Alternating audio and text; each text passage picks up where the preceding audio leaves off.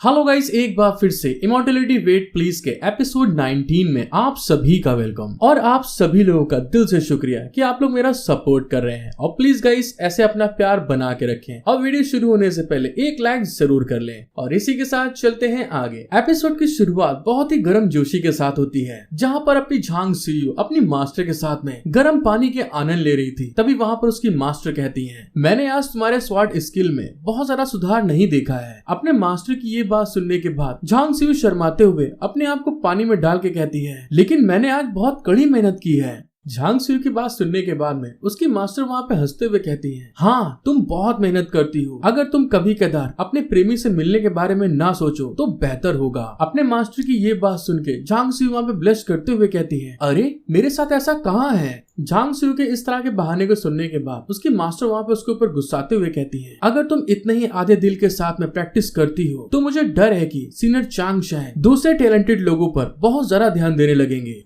अपने मास्टर की बात सुनने के बाद में झांग सीयू वहाँ पे गुस्साते हुए कहती है, मास्टर आप ऐसे कैसे कह रही हैं? मानो इमॉर्टल मेरे कारण यहाँ पर हैं और वो मेरे टैलेंट को पसंद करते हैं और इसी तरह से मुझे अपने गले लगा कर रखना चाहते हैं। इस बात को बोलने के बाद में झांग सीयू बहुत ज्यादा खुश हो जाती है और ब्लश करते हुए कहती है, हाँ जाहिर तौर पर चैंग चैंग मेरे मन में मेरे लिए तारीफ करने वाले इंसान है। झांग सीयू की ये बात सुनने के बाद उसकी मास्टर उसको समझाते हुए कहती हैं, क्या आपको सचमुच इस पर कभी शक नहीं हुआ कि सू चेंगशन आपकी सुविधा में आपकी कमजोरी को दूर करने के लिए किसी तरह का एलेक्सर या नरेशिंग को क्यों नहीं दिया, ताकि आप भी सीधे इमॉर्टैलिटी को हासिल कर ले, और आपके साथ पूरा हफ्ता ना बिता पाने पर जोर क्यों नहीं दिया। और इस बात को कहने के बाद में एम्परर बाई उसको बताती हैं, अगर आप अपनी बॉडी की ग्रोथ को और ज्यादा तेज करना चाहती हैं तो आपके लिए ड्यूअल कल्टीवेशन सबसे तेज तरीके में से एक है। हालांकि आपने आधे महीने के भीतर क्यूआई को खुद से पूरी तरह रिफाइन करते हुए आपको वेई डायनेस्टी के पहले इंसान के रूप में जाना जाता है, लेकिन फिर भी मेरा मानना यह है कि आपकी ग्रोथ की स्पीड अभी भी बहुत धीमी है।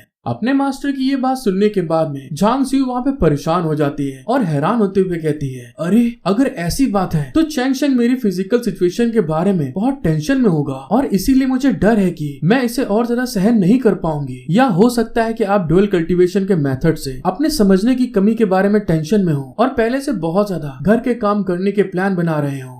झांग सीयू की ये बात सुनने के बाद में उसकी मास्टर वहाँ पे शांत होते हुए कहती हैं, हाँ शायद ऐसा हो सकता है। और तभी वहाँ पर कुछ सोचते हुए कहती हैं, जब तक कि वे इमॉर्टल कल्टीवेटर हैं तो बिना किसी प्रॉब्लम के इस सेक्युलर वर्ल्ड के लिए उनकी फीलिंग लंबे समय में खत्म हो जाएगी। और अगर तुम्हारे लिए उनका जुनून इतना ही गहरा है तो वह तुमसे इतना दूर कैसे हो सकते थे। और तभी वहाँ पर अपने हीरो की बाहर से आवाज आती है, सीयू क्या तुम अपने सेक्युलेशन से बाहर आ गई हो? और उसकी बात सुनने के बाद में झांग सीयू वहाँ पे शॉक्ड होते हुए कहती है, अरे वाह ये तो इमॉर्टल है। और तभी वहाँ पर वो बहुत ज्यादा एक्साइटेड हो जाती है अपने हीरो की आवाज सुनने के बाद में और ब्लेस करते हुए अपनी मास्टर से कहती है, मास्टर क्या आपके पास कुछ और पूछने के लिए है, क्योंकि मैं तुरंत अब बाहर जाऊंगी।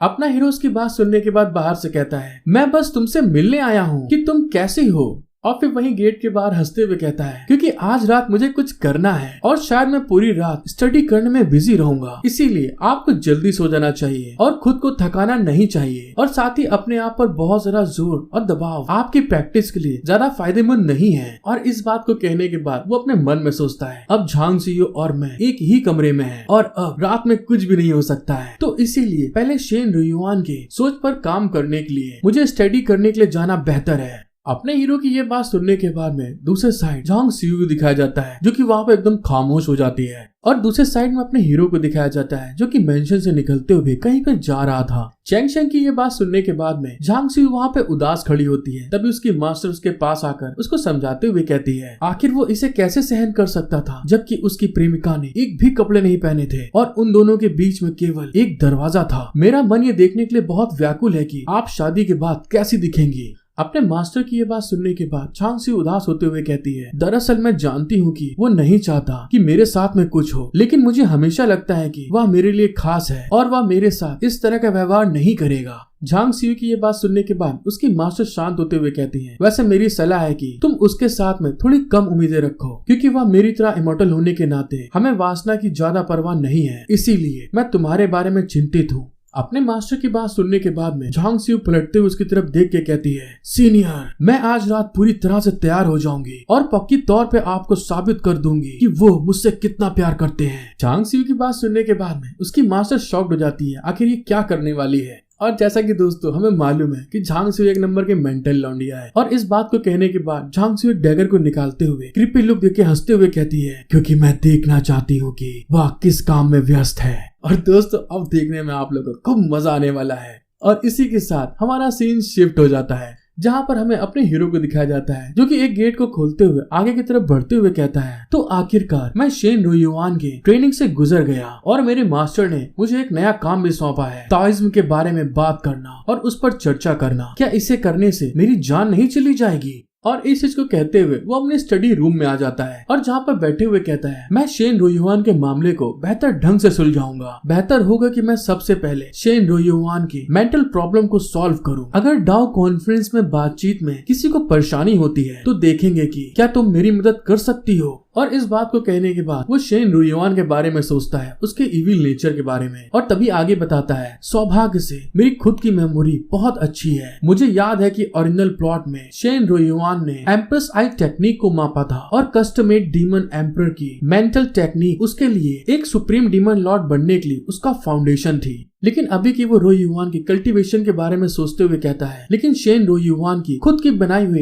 एम्पर आई टेक्निक उसके अपने टैलेंट को बहुत ज्यादा लिमिट तक फ्री करने के लिए एक गाइड के रूप में उसकी अपनी रेमनेंट सोल का यूज करती है, लेकिन ये उसके लाइफ स्पैन को नुकसान पहुंचाएगा एक प्रैक्टिशनर के तौर पे।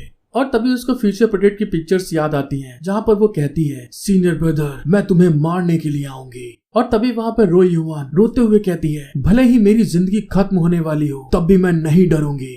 इन सारी चीजों को सोचते हुए अपना हीरो कहता है, सौभाग्य से ये जिंदगी अलग है, मैं शेन रुयुआन को बचाने की पूरी कोशिश करूंगा। और इस बात को कहने के बाद में वो अपनी स्पिरिचुअल एनर्जी का यूज करना स्टार्ट कर देता है। जो स्कूल उसके सामने पड़ा होता है उसके ऊपर बहुत ढेर सारी स्पिरिचुअल एनर्जी गिरने लगती है। और तभी वहाँ पर अपना हीरो सोचता है, मैं इस मेंटल टेक्निक को इसकी बेस से थोड़ा थोड़ा करके इसके वर्जन को इम्प्रूव करना चाहता हूँ, जिसकी प्रैक्टिस डेविल पाथ में एंटर किए बिना किया जा सके। और तभी वहाँ पर अपना हीरो अपने ब्रश के अंदर भी स्पिरिचुअल एनर्जी को यूज करना स्टार्ट कर देता है। जब चेंशंग वहाँ पे मेंटल मेथड को इम्प्रूव करने के लिए लिख रहा होता है तो उसके चारों तरफ और उसके ब्रश में, स्क्रॉल में, सब जगह बहुत ढेर सारी स्पिरिचुअल एनर्जी रिलीज होने लगती है। और तभी वहाँ पर वो लिखते हुए कहता है, अगर तुम वैदिक मेथड को मदद के रूप में इस्तेमाल करती हो तो आपको सोच से ज्यादा लाभ हो सकता है। तभी हमारा सीन शिफ्ट हो जाता है और हमें दूसरे साइड के एल्डर को दिखाया जाता है, जो कि लास्ट एपिसोड में सेक्ट लीडर से मिलने के लिए आए थे। वहाँ पर उन्होंने अपने डिसाइपल से कुछ कहा होता है कॉम्पिटिशन को लेके, जिस चीज को सुनने के बाद में उसका डिसाइपल घबराते हुए कहता है, मास्टर, क्या आप चाहते हैं कि मैं सू चेंगसेन के साथ में ताओइज्म पर बातचीत करूं और उनके उपदेश को सुनूं?